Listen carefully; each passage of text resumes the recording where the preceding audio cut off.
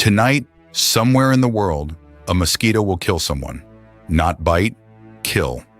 Did that 610,000 times. It is the deadliest animal on Earth. Nothing else is close. So here is a question. What if it never existed? No malaria, no dengue, no yellow fever, no buzzing at 3 in the morning. Sounds like paradise. It is not. Because if you delete the mosquito, you do not just delete the bites. You delete the map. You delete empires. You delete countries that exist right now. And if you go back far enough, you delete something inside your own blood. Let us actually do it. Reach back in time and erase every mosquito that ever lived. What happens? Summer nights go quiet. You sleep with the window open. 600,000 people who were going to die this year live. Most of them children under 5. No nets, no repellent, no pills before you travel, and almost nothing on Earth would miss them. A few birds change diet, some fish. That is it. It really does look like paradise. Now let me show you the bill, because the mosquito was never just biting us. It was choosing who won. 1802. Napoleon wants an empire in the Americas. He owns a colony called Saint-Domingue. Today we call it Haiti. It is in revolt. So he sends an army, tens of thousands of men. His own brother-in-law commands it. They land. And then the rain comes and the mosquitoes come with it. Yellow fever. By the end, 4 out of 5 of those men were dead. His brother-in-law with them. Almost none of them died fighting. Napoleon looked at the Americas and quit. And because he quit, he sold something. A piece of land in the middle of North America. 828,000 square miles. 15 future states. The United States doubled in size overnight. There is no modern America without that sale. And there is no sale without the mosquito. 1881. The French try to cut a canal through Panama. They have the engineer who built the Suez Canal. They have money. They have machines.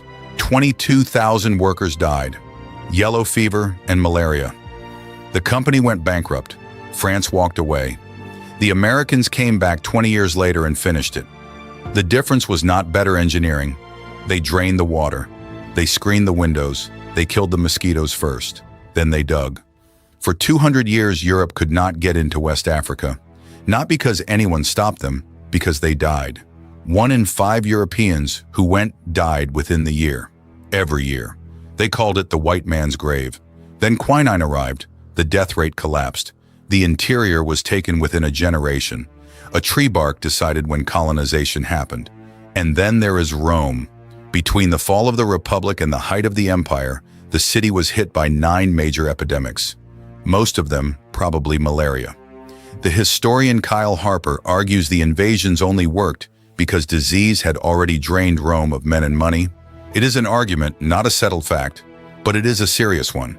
The barbarians may not have broken Rome alone. So the mosquito moved armies and borders. Here is where it gets personal. Malaria did not just kill people. It killed people for so long and in so many places that it changed what humans are made of. Scientists have a phrase for this. They call malaria the strongest evolutionary pressure on the human genome in recent history. Not one of the strongest. The strongest. Here is what that looks like. There is a mutation in human blood called sickle cell. Inherit 2 copies, and you get a serious disease. Inherit 1, and you get something else. Your risk of severe malaria drops by up to 80%. So in parts of Africa, more than 1 in 4 people carry it. It is not a random defect. It is a shield. There is another one, an enzyme deficiency called G6PD. 400 million people alive right now have it. And look at where those people live. Africa, the Mediterranean, the Middle East, South Asia. Now look at a map of malaria. It is the same map. So, delete the mosquito. You do not get a cleaner version of our world, you get a different one. Napoleon keeps the Americas. There is no Louisiana Purchase, and probably no United States shaped like the one on your map.